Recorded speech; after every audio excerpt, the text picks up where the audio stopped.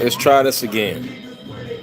Peace to the peace to my comrades, and it's always smoke to the Corntail Pro Boxing fans. We had some technical difficulties this morning.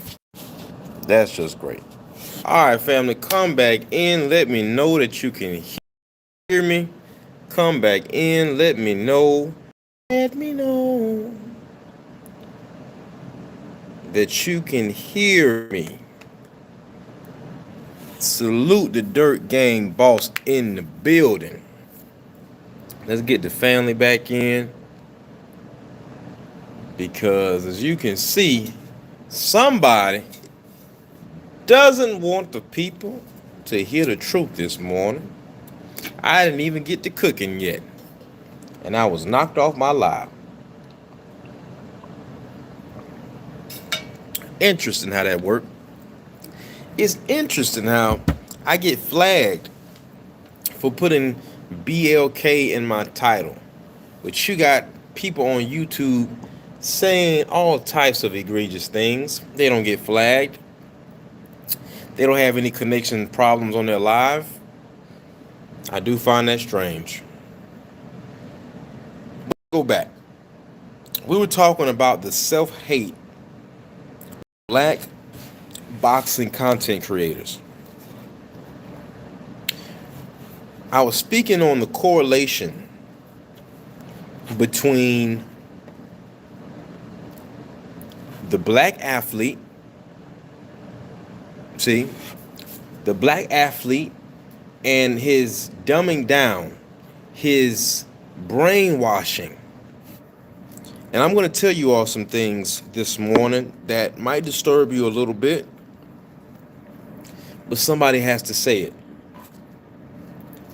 Dr. Umar was doing an interview last year, and he was speaking about the attack on the black father in sports. The head coaches don't want to deal with the father. They rather deal with the mother. So we start sitting back, and in the last few years, we have realized that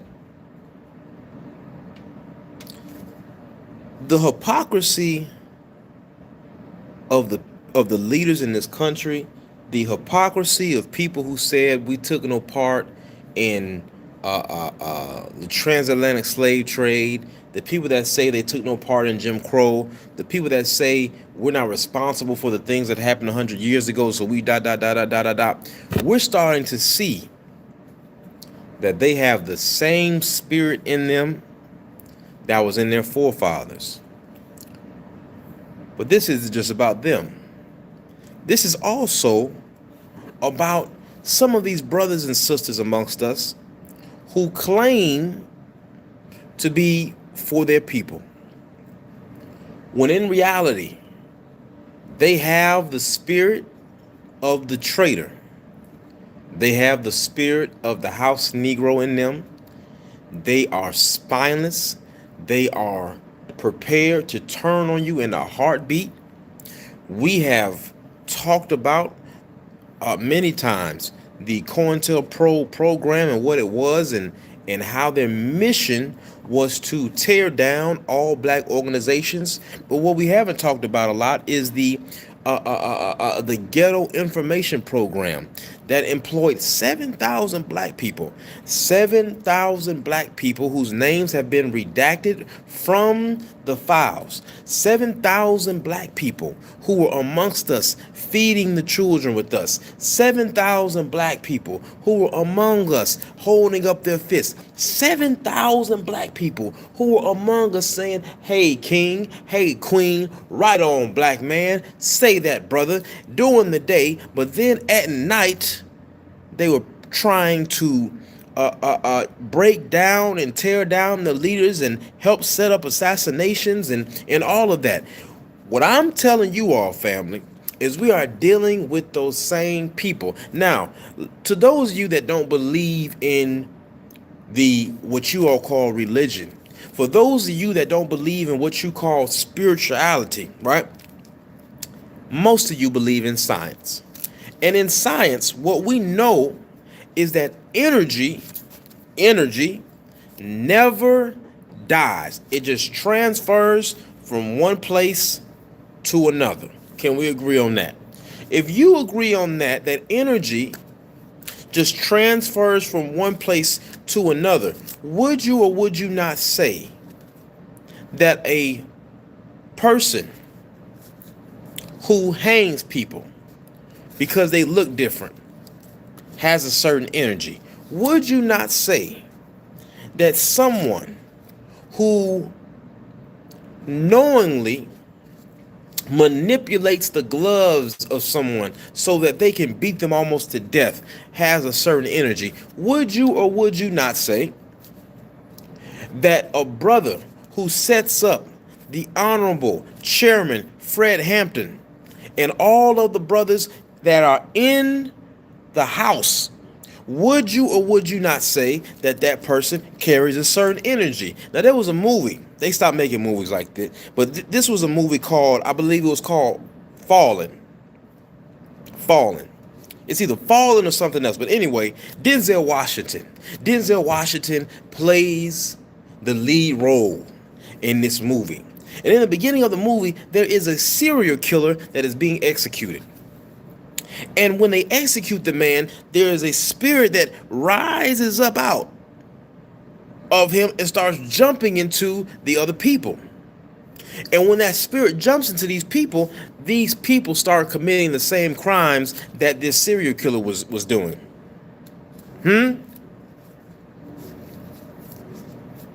So, Coach, why are you bringing this up? Why are you talking about this now? How does it correlate to what we're dealing with? Well, I'm going to show you something. Selective outrage is the inconsistent or hypocritical display of anger where an individual or group expresses intense indignation over a specific incident or behavior while ignoring similar or worse actions committed by those they align with. Why is it every time we're dealing with a top black fighter, there is this clash? There is this clash between black on black in the sport of boxing. I hear brothers, especially some of the brothers and sisters now, because it's big business now to drag certain women in the sport of boxing, isn't it?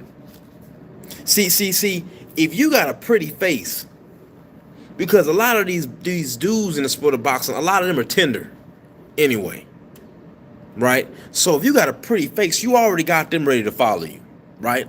So then on top of that pretty face, if you drag the woman that they really don't like, you see, I'm going to say this. The reason why some men really don't like Clarissa is because Clarissa is making your favorite fighter look bad. The way she has moved is making your favorite fighter look like a hoe. The way she is moving and the way now watch this. Let me show you the difference. Shakur Stevenson gets on Twitter and calls out Champ's side. Is that a fact or is it not? This ain't about my opinion. You all seen it for yourself. Shakur Stevenson calls out Champ's side, but he never calls in the Champ's side. When Clarissa Shields hears somebody talking, she will pull up on any panel. She destroyed Two-Tone. Destroyed that brother on Cigar Boxing Talk. Destroyed him. But you got men who are such in their feelings. And I get on YouTube, and sometimes these channels pop up, and I'm talking about these dudes is talking tough. I'm like, yo, is this boxing or are we gang banging? What's going on, brother? Fuck nigga this and you bitch ass niggas and da. I wanna know, when are we collectively gonna have that energy against Max Kellerman? When collectively are we gonna have that energy? The definition says ignoring similar or worse actions committed by those they align with. Now, some of you don't believe in energy, but watch this. I'm not talking about no diva, bad girls club crap in the sport of boxing. And you always have a troll pop into the chat to try to make us deviate from what we're. This is the energy of a coward. This is the energy of a spineless, bitch ass traitor. This is the character and energy of somebody who feels uncomfortable when the truth is in front of them. This is the energy of generations and lineage of bitch assness, cowardice, spinelessness passed down. You see, back in the day, a troll in the barbershop would get hit in their mouth. See, back in the day, if you were what they call trolling now, that could get you severely hurt. And you said, what? Hey, get up. Come on. Let's go talk about this outside. But see, social media has made it safe now. So every time some black folks is involved, it's almost like we banging on it. We saw it with Errol versus Bud. We saw it. We're still dealing with the after effects of Norman Jr. versus Devin Haney. We saw it with Shakur Stevenson and O'Shaquie Foster. Raymond Ford is going to go handle what we thought Shakur could go take care of. And they're buddies. This is a bad look. But let me show you. So right now, what did I tell the family a few weeks ago? I said, check this out. Thank you, Dirt Game Boss. We saw it with Tank versus Devin. And they didn't even fight. That's a great point, my brother. The Dirt Game Boss says, we saw it with Tank versus Devin, and they didn't even fight. See, brothers don't want to hear this. This selective outrage. Let me show you something right now. A few weeks ago, I said, family, Boots Ennis versus Xander Zayas. This is going to be one of those fights that we should be celebrating because we're going to get a good fight in the sport of boxing. But watch how ugly it turns between us. It ain't even going to be about the blacks and the non-black Puerto Ricans. You actually go to the island of Puerto Rico. Not y'all that's all buddy in New York and Chicago. When you go to the island of Puerto Rico, you find out that there are some Puerto Ricans that consider themselves white Puerto Ricans. And there are some Puerto Ricans that consider themselves Latino, right? We know this. So let's keep going. So I said to the family, I said, family, this is going to get ugly because there's a population of brothers and sisters that don't want you saying nothing about Boots. Right? Especially if you compare them to your favorite fighter, whether your favorite fighter is Devin Haney, whether your favorite fighter was Brian Norman Jr. You all saw how ugly that got. You all saw how ugly that got between Greg Hackett and Brian Norman Sr. Now, luckily, they were able to duke it out, work it out, whatever, and they kept it moving. Luckily, nobody got hurt outside the ring from that incident. But let me show you something, family.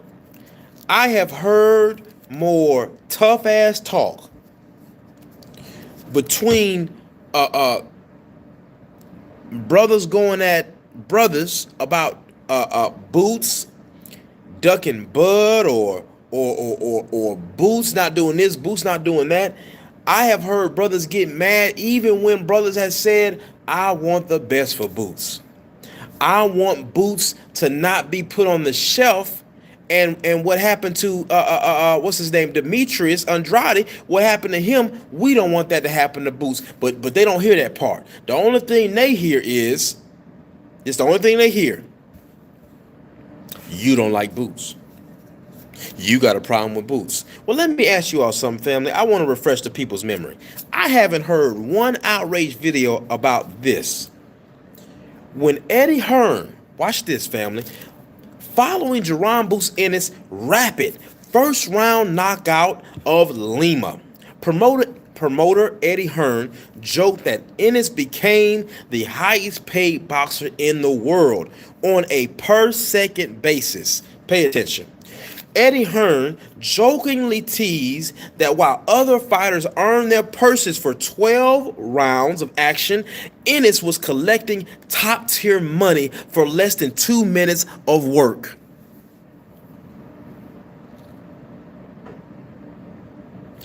Family, that is the way a pimp talk to a hoe. Coach, are you calling boots a hoe? Calm down. Calm down. Because you ain't got that smoke for any of these races in the sport of boxing. Calm down. Listen to what I'm saying. Brothers and sisters. Eddie Hearn's father. What did Eddie Hearn's father say? To the black man's face sitting there. He said, back in the day, see, we would have had you signing slave contracts. This the man daddy. And when another brother, another American brother says, hey man, you need to get away from there. You need to get away from there. Y'all start beefing with each other. Watch this, family. Let me show you the selective outrage. Michaela Meyer dropped an interview yesterday. And in this interview, Michaela Meyer, what did she say? Wrenches, do your thing in the chat. If anybody comes into this chat and they are not talking about the subject at hand or asking about it, get usher their asses up out of here. Now, Michaela Meyer does an interview about Alicia Baumgartner. I have not seen one video on from a brother or a sister outraged about Michaela Meyer doing what she's supposed to do and apply the pressure to Alicia.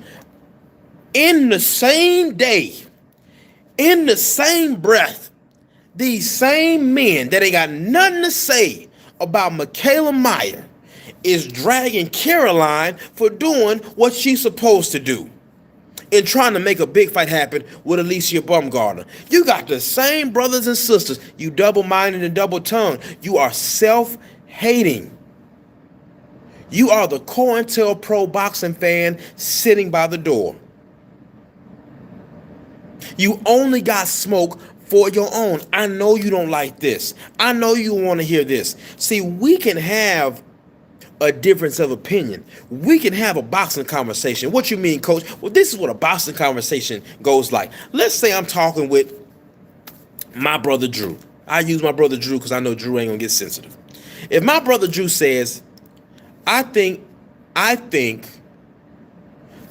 Futch was the best trainer ever in the sport of boxing, and I say, well, no, I think Bill Richmond was, because of his stamp on the sport. Or I think Jack Byrne was. Blackburn was. Right? That's a boxing conversation. That's a boxing debate. If I say I think Clarissa would have outboxed Ann Wolf, and you say I think Ann Wolf would have stopped Clarissa, that is a boxing debate. Right? But when you all come on here and you only got smoke. This man, Eddie Hearn, said to our brother, sitting right there with his father, he said, Hearn, when asked about the high cost of keeping Ennis active, suggested that due to the speed of the finish and Ennis' compensation rate per second was unmatched. Salute, Black Jericho. I need you all to really soak in what Coach is saying.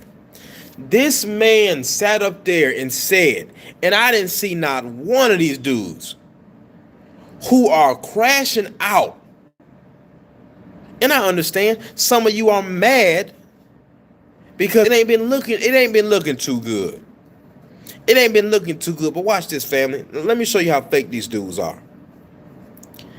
These self-hating dudes in the sport of boxing that are on YouTube, they went this hard for Brian Norman Jr. And now that Brian Norman Jr. didn't pass the test for beating the brother they really don't like, and they really don't like Bill, huh? And I'm gonna tell y'all what that's about in a second. They really don't like Bill. So what is happening, fam? When they disappear after Brian Norman Jr. fails their test, they'll do the same thing with Boots. If Devin Haney was to fight Boots, and Devin Haney beat Boots, these brothers and sisters who are beefing with other brothers and sisters, calling you all types of B's and N's and all of that, they're no longer going to speak about them, because this is what's going on. See, we're living in a fall of society, a fall of character, a fall of integrity, a fall of moral courage. So now you're hearing fighters, when they get to the top of the hill, or what they think is at the top of the hill, they're telling other people, hey man, I ain't gotta do nothing else. I'm calling the shots now. We see Alicia doing it. We've seen Shakur doing it. In the same breath, still having respect for Teofimo Lopez. Now, to the young brothers and sisters, you might say, well, what's wrong with that? I'm going to show you what's wrong.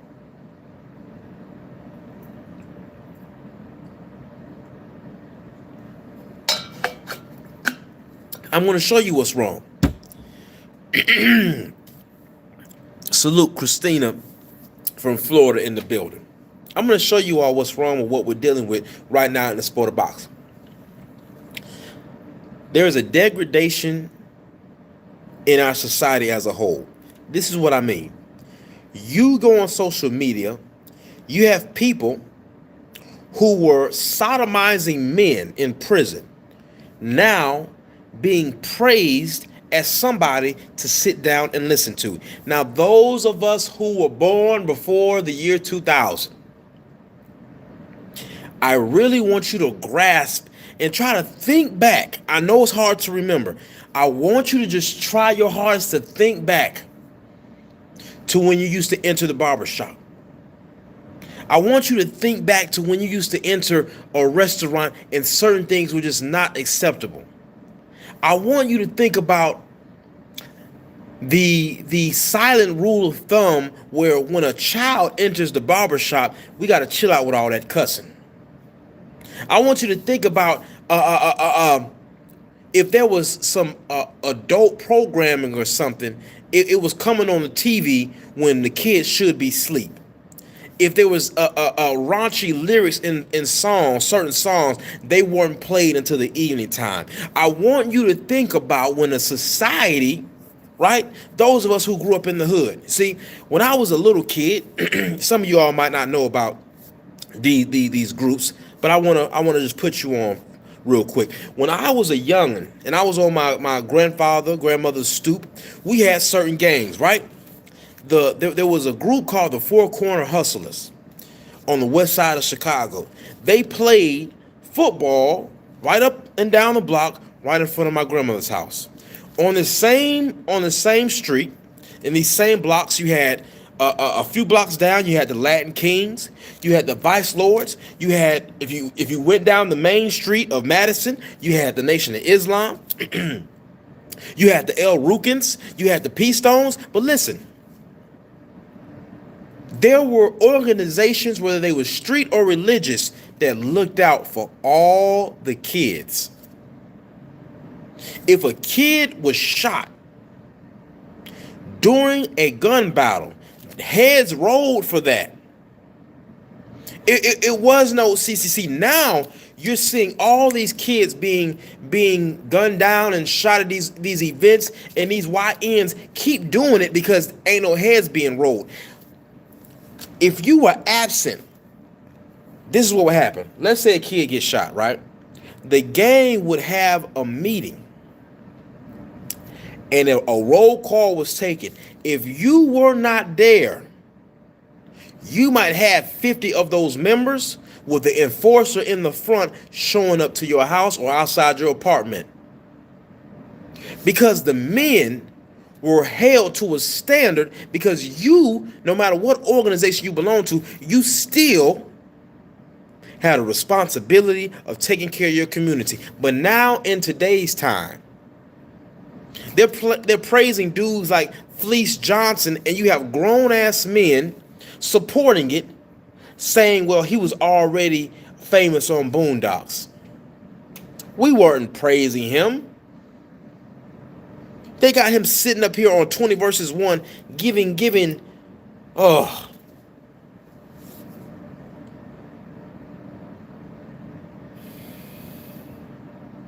You got the sodomites and the snitches being people that they're trying to show our young people to look up to now. See, this is the degradation of a society. So this is why we're seeing what we're seeing in boxing. How do we stop it, coach? We have to support those who are doing what's right. And the brothers and sisters, I'm going to tell you, I have to say this. I have to say this. See, we were a little different when we was young. See, we knew what was right and what was wrong because of how the men kept us in line. I was with my cousin my freshman year, and some grown men entered the school because their little brother had tried to get down into some stuff he shouldn't have been and got beat up. These grown men, it was 3 of them. We were teenagers, but it was a lot of us. But they thought that they were going to come into the high school, do what they did, but we knew better. My cousin looked at me, I looked at my cousin. He said, cuz, no matter what happens, put your back to my back, and we're going to keep just throwing them dogs. Throw them. I said, all right, cuz. Family, this is like a scene right out of Lean on Me. I kid you not. I put this on my child. This is what happened. There were 2 sets of double doors.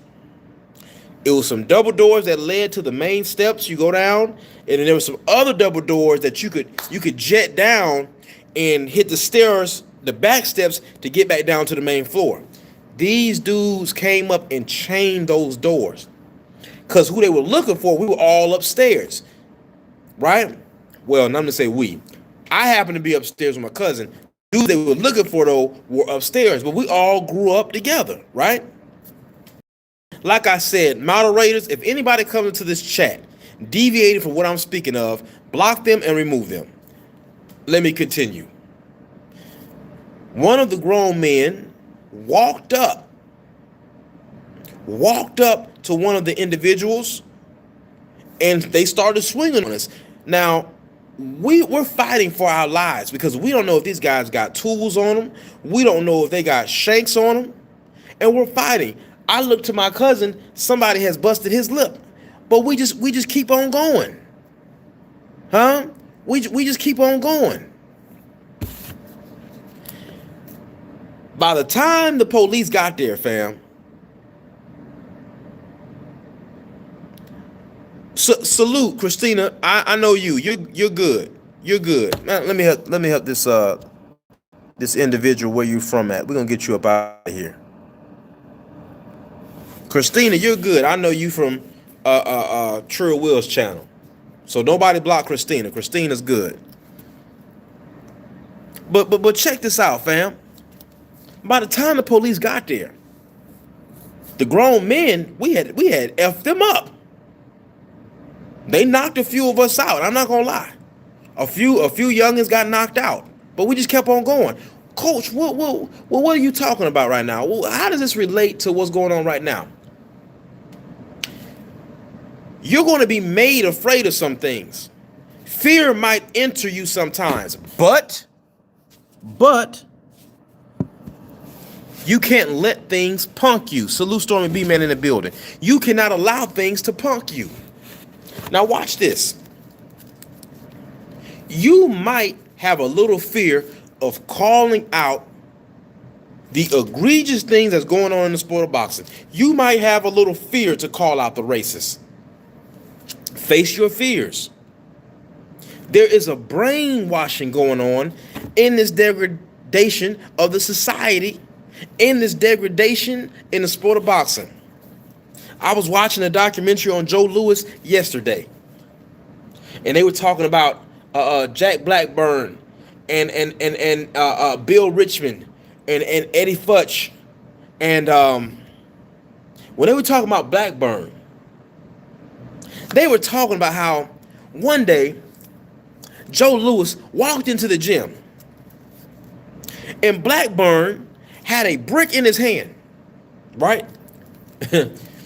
And he swung at Joe Louis with the brick, but Joe Louis ducked it, and then Blackburn came across and slapped him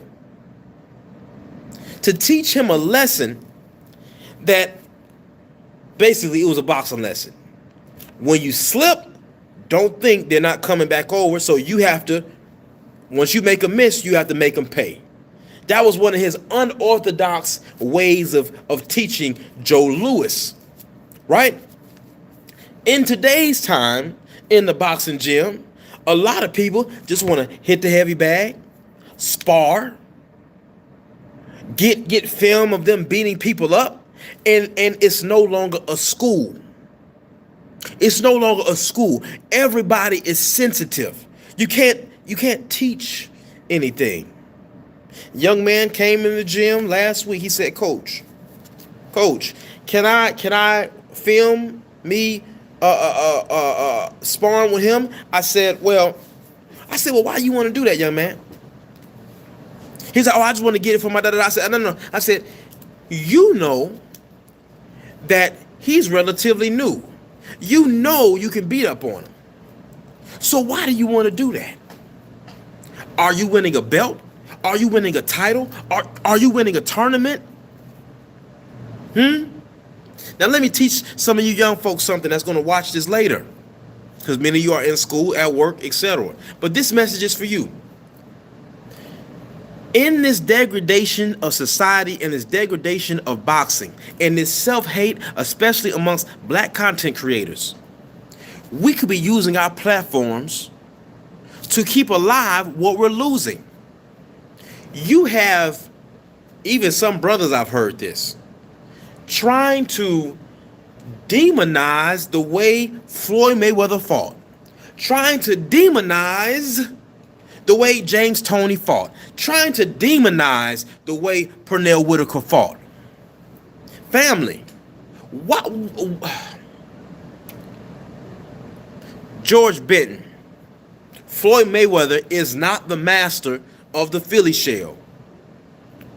This is why the gym is supposed to be a teaching place, a teaching ground. Those of you who say, well, who are you to tell? I'm in class. You see that ring? We're in class. We're in class. And even though, watch this. See, I'm not like, in this degradation, do you know that a coach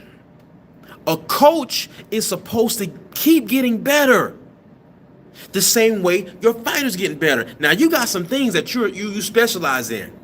Me, I specialize in footwork. Fighter comes to me, boom, we're getting those feet right immediately. That's my specialty. But the coach that I train up under, who I can't tell you yet who he is, but when I do tell you, you're gonna know exactly who I'm training up under now. Now, I'm not a coach that says, well, I'm just gonna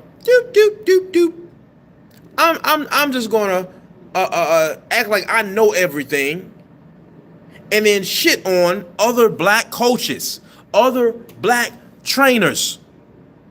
I'm not gonna do that. Now watch this. young man comes to me and he says, Coach, my friends are telling me that these defensive maneuvers are pointless. And I'm asking this young man, I said, well, tell me about your friends. What is their experience in the sport of boxing? Young man didn't know. The young man didn't know who, like Stormy B. Man just posted, who Archie Moore was. He didn't know who Ezra Charles was, who Reuben Carter was, Hurricane Carter, right? Now, where did these forms come from? Now, some people say that they came from what they used to call the gym warriors. The gym warriors, you were known as a gym warrior if you were a guy who worked a 9 to 5. You couldn't spend all day training, but you would come in and get work in with the pros. So of course your wind is not as good as somebody who can train all day. So they started implementing forms that were already being used. Those of you that don't know, there was a black boxing league before we integrated. That is a fact. These forms were being used long before the 1950s. They were made famous by some of these pioneers. You understand? Now, let's go back. So I'm looking at these videos and I'm trying to figure out, well, why is our style being demonized? Matter of fact, if we're going to talk about it, y'all aren't demonizing this so-called Mexican style, but I was talking to one of my Mexican fighters, and I asked him, I said, well, what is Mexican style? What is Mexican style? And he's talking to me and giving me his explanation of, you high guard, you catching and shooting, you keep coming forward, strong warrior, all that good stuff, right? All of those good code words, right?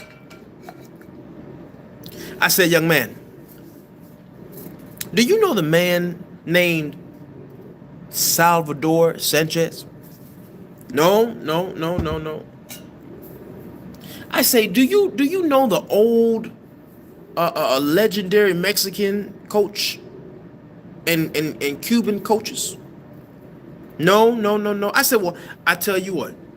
I said, go watch Salvador Sanchez, and when you come back tomorrow, let's talk. He came back next day. He said, Coach,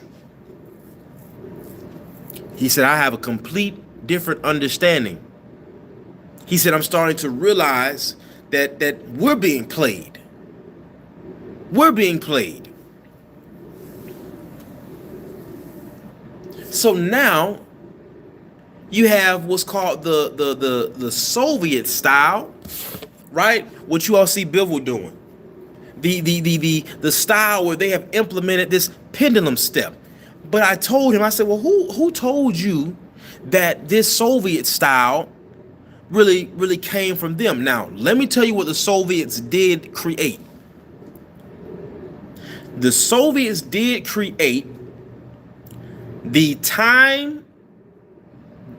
tension under time workout. They did create that. I give you a whole history lesson on that. That's not what this is about. But when it comes to the pendulum step style that you now see the Eastern European doing, they were smart. They took the best of other little styles they saw and created their own and what worked for them. Because if you watch the Olympics a few decades ago, you'll see they weren't fighting like that, but they keep getting better and keep getting better. Now, Coach, you say, well, what does this have to do with self-hate? The fact that it's only our style that is being attacked, the fact that it's only our style that they're saying, you are a runner, you are yellow, you are cowardly.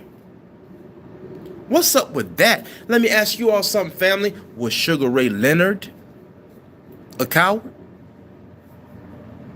Was Tommy Hearns a coward? Were they cowards? Was Muhammad Ali a coward? Was Floyd Patterson a coward? Was Roy Jones a coward? You see, when our skill, like a Roy Jones, when our skill is too much for them, they have to find another black body to go against you. Now, earlier we talked about the COINTELPRO program and the Ghetto Information Program. The Ghetto Information Program used 7,000 black people to take down black organizations. Used 7,000 black people to help set up assassinations. Used 7,000 black people to completely destroy our progress. They don't talk about the GIP that much. Now, this is what I believe, family.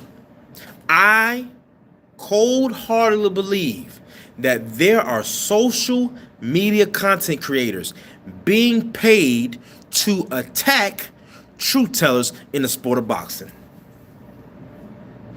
I believe that the same way that they were paying brothers and sisters who were around us acting like they were with us, I believe that they are being paid to cause division, because what they're seeing with Bud and the way we were after that, and they're seeing Lift Every Voice being played at sold out arenas. Not only that, you have Kelly Price singing the very end of the Star Spangled Banner and then boom, hit you with Lift Every Voice again.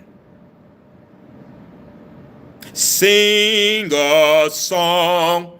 What? Oh, no. We have to do something about this. We got to do something about this.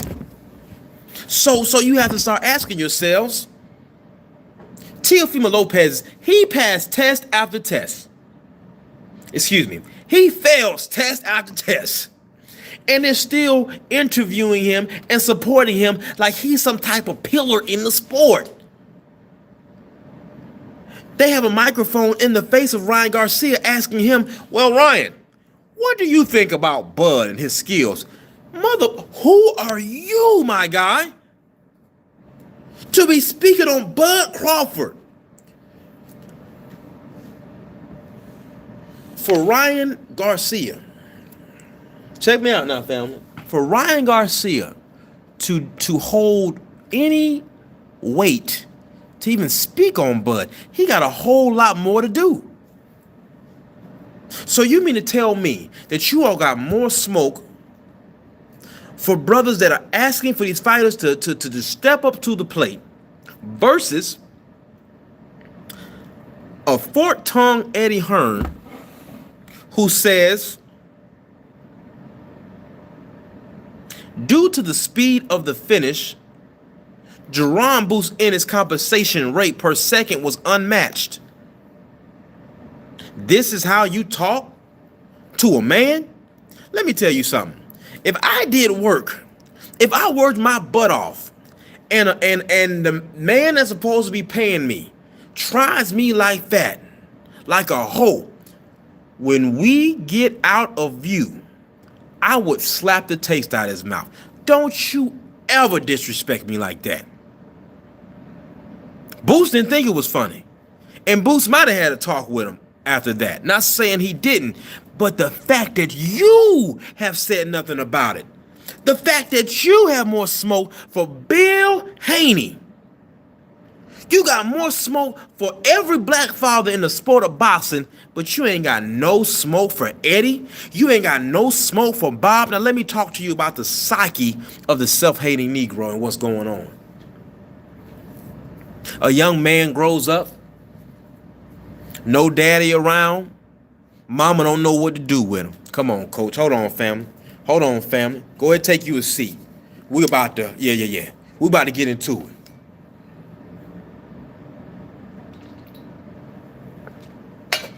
Young man Grows up, no father.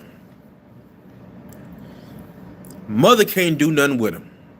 So the mama puts him on the football team. Mama puts him on the basketball team. Okay? Now there's a battle. As soon as she does this, there's a battle. Now, what battle are you talking about, coach? The battle is the battle for your righteous mind. What did Denzel say in The Great Debaters? Hold on. There's a line that he says, "Me and every teacher here." I know that's how it starts. Let me tell you what Denzel said. Let me see if I can pull it up real quick. See, they don't make movies like this anymore. No, I want the word for word. There it is. This is what Denzel says to the young man who is misguided and clearly lost his mind. He says, "I and every professor on this campus are here to help you to find, take back, and keep your righteous mind, because obviously you have lost it." He is quoting Melvin B. Tosin. We going to school, family. We going to school today. Melvin B. Tosin. So there's this battle. Do you all think it is by accident that they took boxing rec centers out the community? You used to be able to go to the rec for free and learn how to box. Do you think it is by mistake that they took boxing out of the high schools? Do you think it is by mistake?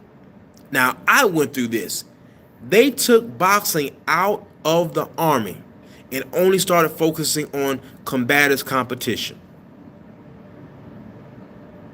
Freddie Roach was the USA Army boxing team advisor coach right before I went to try to make the Army boxing team. Do you know what they did, family? Right when it was time for me to try out for the Army boxing team, they disbanded it. Now, some of you might think that is by mistake. It's not by mistake. Who are some of the best teachers in this sport? They are black men. Now, if I want to attack you, if I want to do something bad to you, can I allow you to have a good sense that this man is a human being, that this man can be a teacher, that this man can be a doctor, that this man can be an engineer, that this man can be a master of an art? That's right, Black Jericho. And they took it out of the prisons. You know how they took it out of the prisons? Because boxing in the prisons was actually causing rehabilitation, which is what prison is supposed to be. They said, no, these boxing programs are getting these guys' minds right, and they're getting out and not coming back. So let's get back to why they keep basketball, why they keep football in the schools.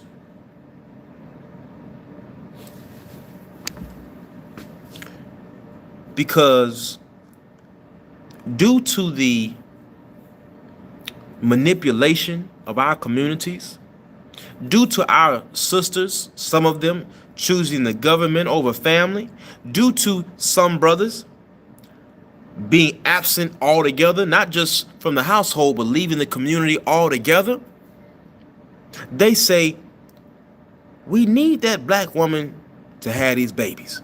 We need that. But we can't have that father to have their mind. So this is what we're going to do. We're going to teach that brother that the black man is his enemy. We're going to teach that brother that that black boy across the field is your enemy. This ain't just no competition. That is your enemy. So when they grow up, Bob Arum is their daddy. This is why I said I know I didn't just hear my brother call Bob Daddy. Daddy Bob.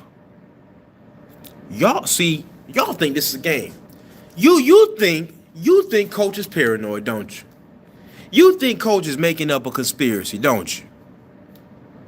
Family, this ain't something I'm making up. This is real. You all remember when Kaepernick took a knee? And you remember when big, grown-ass, athletic Ray Lewis got on there and was, these babies, I wasn't trying to, I'm like, damn. Some of these dudes can bench 225, 35 times. Some of these dudes are 6'7", 300 something pounds. But boy, when they get in front of Massa, when they get in front of the man who they have looked at as their leader, as their teacher, and God as their daddy, from pee-wee football, pee-wee baseball, you only got smoke for brothers. This is what's going on. So when you try to call out Bob, they tell us, y'all don't know his heart.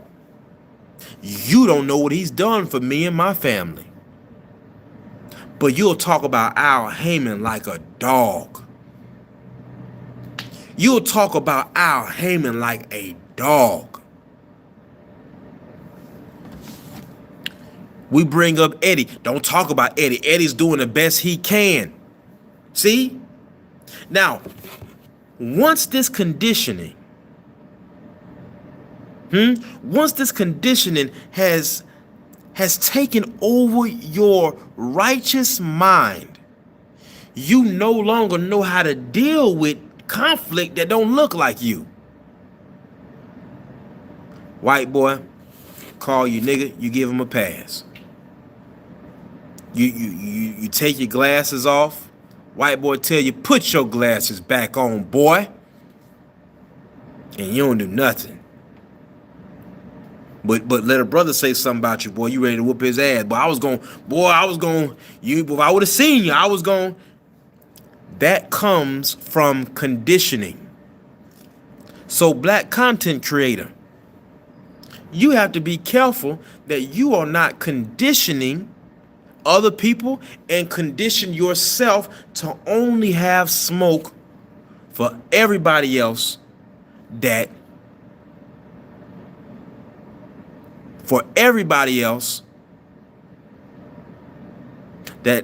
looks like you. See? The black man who is confident, the black man who is big, the black man who is strong and who is a leader amongst his people, they have to get that black man under control. Salute Joseph Townsend in the building. They have to get him under control. So you know what we're going to do? We're going to put him in sports. See?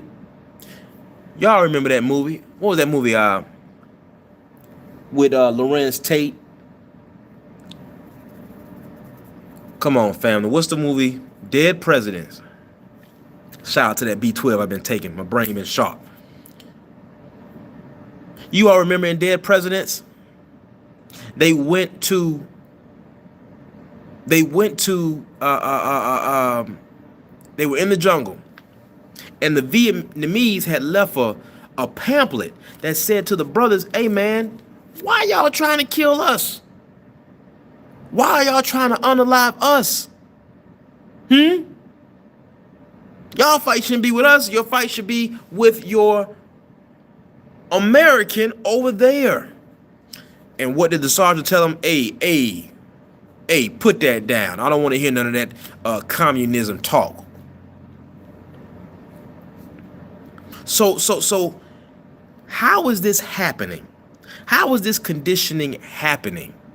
You see, I was in the honey store one day, and I saw a whole group of white men with their sons. Now, what they were doing with them, I was fortunate enough to have a father or grandfather that did it with me. But a lot of young men don't get this. And these white men were taking their sons, preparing them for hunting. Then I went over to a soccer field. I saw a lot of Indian and Arab and Mexican fathers out there getting their sons ready, right? Ain't nobody bothering them. Ain't nobody messing with them. We're saying that this is a beautiful thing. This is great. But then I went to the park and I saw a group of brothers with young black boys going over mixed martial arts, and that was a problem. That had people gathering around. Well, what are they doing? What's going on? You know, who are they? Are they a club? Are they a gang? Because the propaganda has been pushed that you, black man, that you are not supposed to have any power or authority over anything. And that should be a damn lie. We should be refuting against that. That is why Melvin B. Tosin said, I and every professor on this campus are here to help you to find, take back, and keep your righteous mind. Because you clearly have lost it. So when I hear people get on here and you nigga this and you bitch ass and you and then you are silent. This conditioning in your mind. Salute my brother Patrice X in the building. This conditioning in your mind is why when Tyson Fury is smiling and saying, well, if you don't know, now you know, nigga. Y'all still give him a pass. When Teofimo Lopez says, where the nigga at? Where the niggas at? You say, oh, that's just for promotion. Hey man, hey man, you know, he grew up around us. Come on, man. You know, man, up north, that's come on, man, Fat Joe can say, come on, cause he, you know.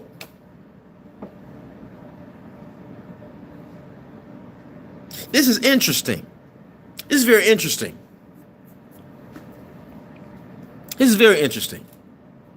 Because we can grow up around everybody and we can't call them their racial slurs. Can you?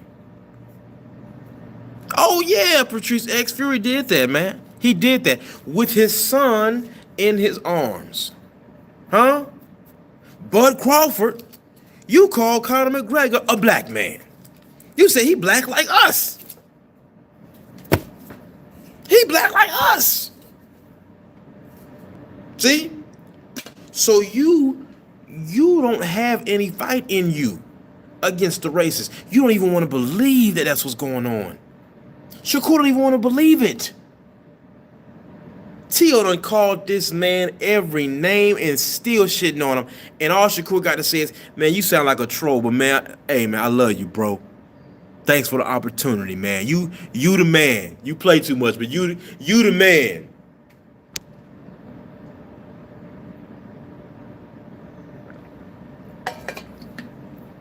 That's why Champ Side has to talk to y'all the way he talks to you.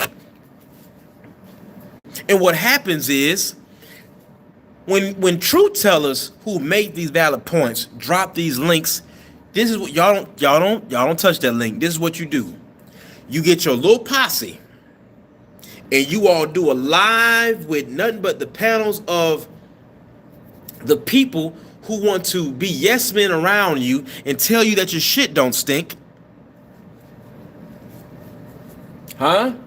They tell you that your shit don't stink and won't tell you, hey bro, you wrong for that. If you all miss Clarissa Shields and Two-Tone on Cigar Boxing Talk, that was a perfect example of people in the chat holding somebody accountable saying, hey man, just say, hey bro, you wrong. You wrong. See? My brother Delano said, "Peace, coach. In due time, tell us about how the Philly shell is supposed to be used, like Mayweather, Tony, Haney, and Sweet Pea. Then the wrong way, like Shakur. That's way she getting hit by Daniels."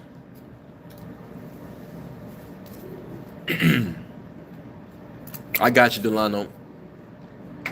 But family, this is what we're dealing with. This is what we. Let me see who has something to say. No, my brother can say that. My brother can say that.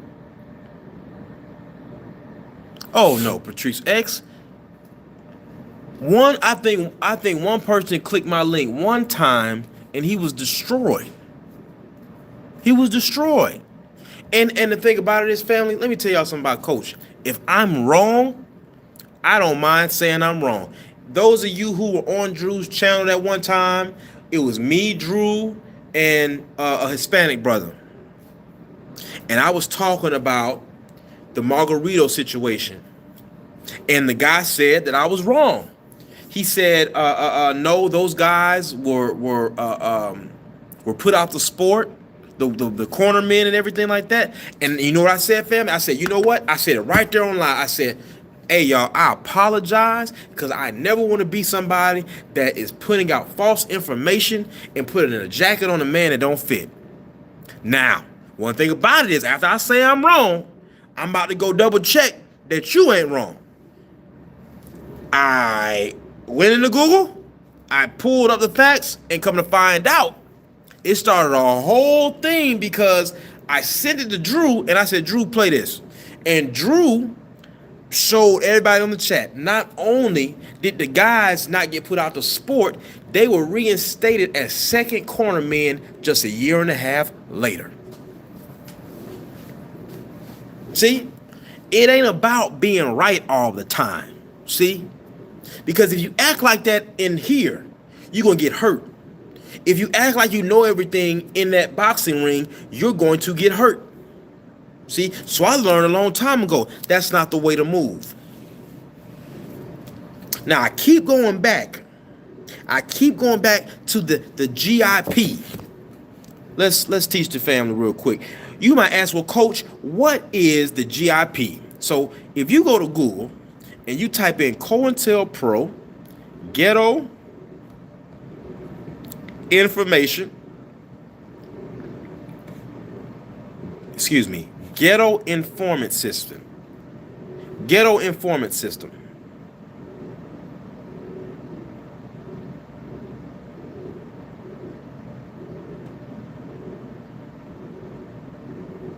No, that's not what I want. It's not. It's Ghetto Information Program. I was right the first time. Information. Because some people say, oh, Coach, you just made that up. There it goes. Ghetto Informant Program, not information. The Ghetto Informant Program was a 1967 to 1973 FBI surveillance operation under the COINTELPRO that recruited thousands, 7,000 to be exact, thousands of informants, including shopkeepers and community members, to spy on black neighborhoods, designed to disrupt civil rights and black power movements.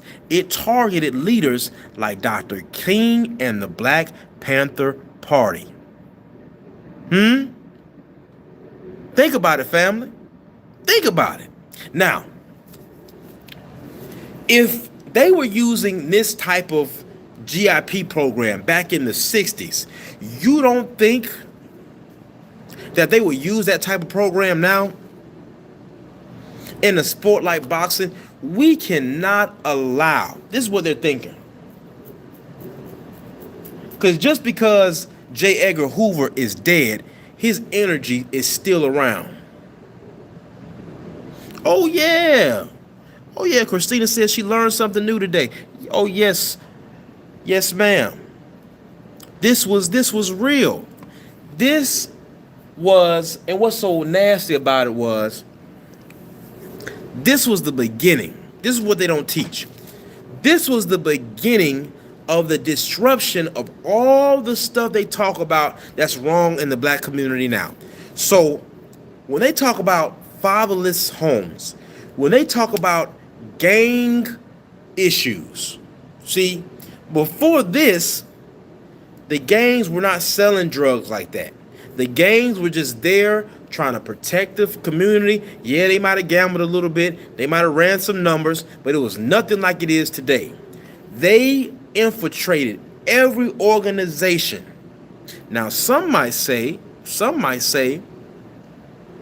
well, coach,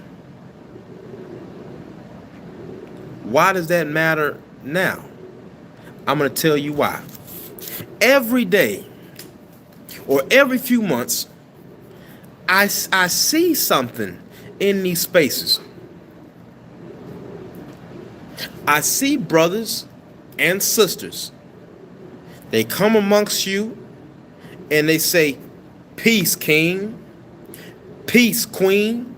It's good to see you, brothers and sisters." Right on, coach. Tell it like it is. Whole time they're reporting to somebody. Coach Hudson said this. Did he say anything about weapons yet? No, he ain't said nothing about weapons. Did he say anything about meeting up yet? No, he ain't said nothing about meeting up.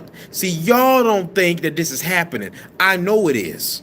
I know it is, because before I started the channel, there were people that reached out to me that said, you'd be more successful if you stayed away from these people. Not only that, if you all pay attention, what about the closed stores and looting in Baltimore? Why does it happen? Why do they loot stores in Baltimore? Why do they set things on fire? Why do the people do that? That's a great question asked. Okay? Is it the same reason that white college kids tear up towns after their favorite team leaves? You want to have this conversation? Let's have it. So the reason why blacks loot stores, unlike the privileged white kids that sometimes tear whole cities down after their college team loses, okay, and they're not called thugs. They're not called miscreants. They are not called rebellious for that. They're saying kids being kids, those damn college kids, right?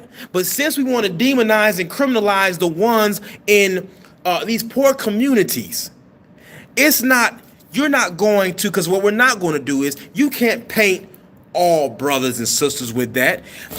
There are successful towns with brothers and sisters that don't do that.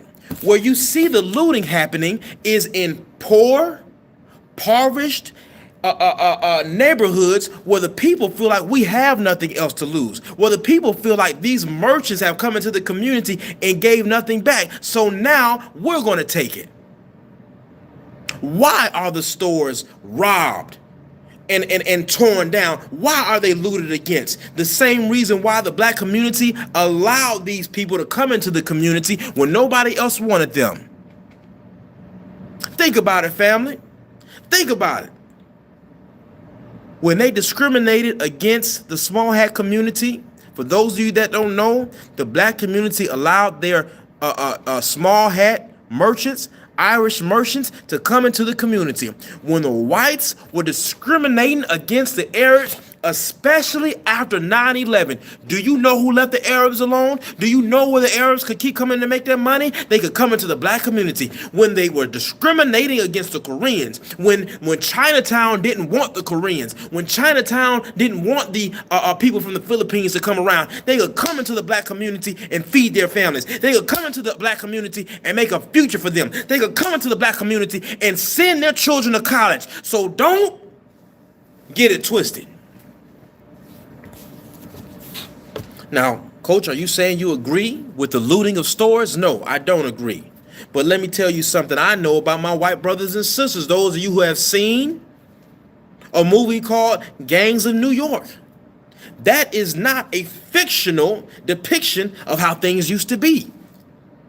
When the Protestant racist whites were discriminating against the poor whites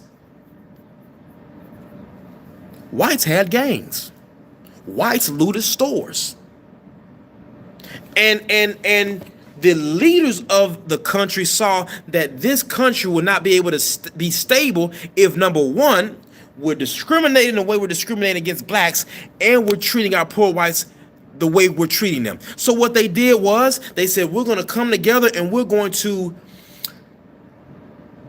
disperse the wealth a little bit more evenly, so there's a buffer class between us and them. Now, the problem with that is, when that happened, the people that we used to allow come to the juke joint with us, the people we used to love and allow to come to our fish fries, they're now calling us niggas. They're now helping hang us. They're now kicking down our doors in rural areas and raping our women and children. So that's what happened. And those are not Coach Hudson's opinions. That's a historical fact.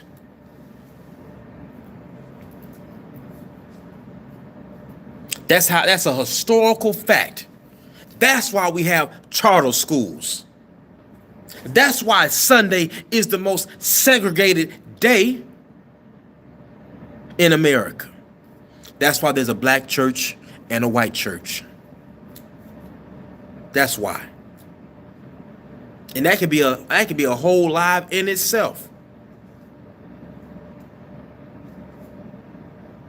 But a young white gentleman on the West Coast just burnt down a toilet tissue plant. I think that was worth something in the $50-60 million because they were not being paid adequate income. That ain't a black man, that's a white man. When you are taking taxes from the people and there is taxation without representation, my white brothers and sisters have a long history of tearing shit up when they are not represented adequately. That's what America is built on. And even though it was a black man that died in the American Revolution first, that is what that was all about. Taxation without representation. You're taxing the shit out of us and we can barely live. That ain't a black thing. That's a human nature thing. See, you can like somebody when things are feeling good. It's a whole lot of folks that are turning on Trump now because the honeymoon is over now. Eggs is costing too much. Gas is costing too much for some people. It's a whole generation that's looking at they might not be able to own a house until they're in their late 40s.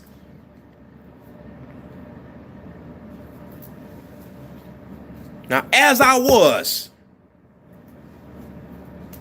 think about this informant program. What I'm telling you, brothers and sisters, now is that there is a group of people in these YouTube spaces who I believe are being paid to cause division and destruction. I believe that some of these words are dog whistling words. They do an interview with Xander Zayas, and for whatever reason, Xander Zayas is bringing up Devin Haney and his situation, and he has nothing to do with Devin. But you all don't have smoke for that. You only got smoke for your brother. Now, to my brother Delano. My brother Delano asked about the Philly shell. I'm going to explain this, and then I'm going to let the family go because I know you all have things to do. We've been live an hour and some change. We've lost so much knowledge that now you have people who are not even from the culture of American boxing at all telling us about the Philly shell. They don't know the difference between cross-arm guard,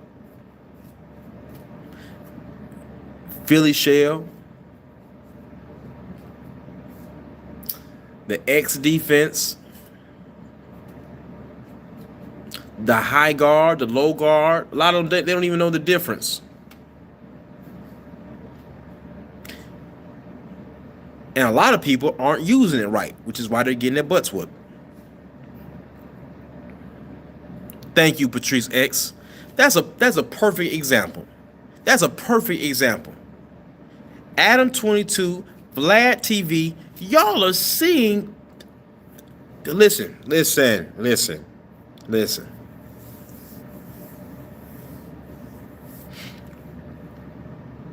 The honorable minister, he did a sermon in California in the 90s. And he was speaking to a gang in the church. I remember like it was yesterday. He was speaking to a gang in the church. And this is what he told the gang. He said, see, you brothers like to unalive each other, right? You like this murder thing. Well, listen. He says the real murderer, he says the real killer has a plan for you. A plan in the midst of your ignorance to take you all down. This about 30-something years ago, right? 30-something years ago.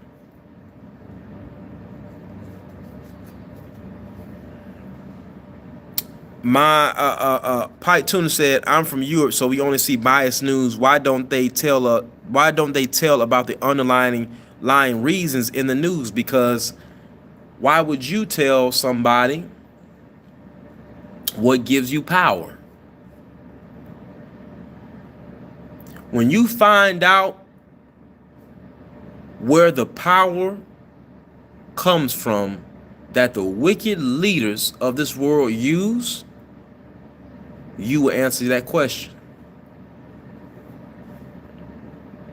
Trey Tight in the building. Salute, brother. Now I'm gonna tell y'all something. So the minister's having this conversation.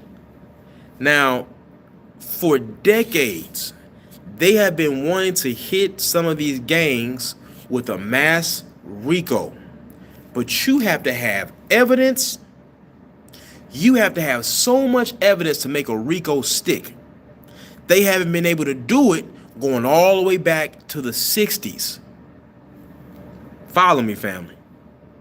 Now, you have these Aiden Rosses, these Adam 22s, these Vlad TVs. You got all of these dudes that are getting gangsters to come on there and talk.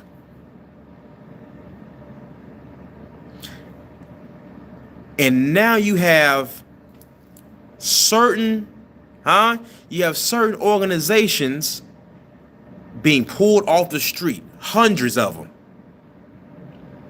under these RICOs. Do you think that's by mistake, family?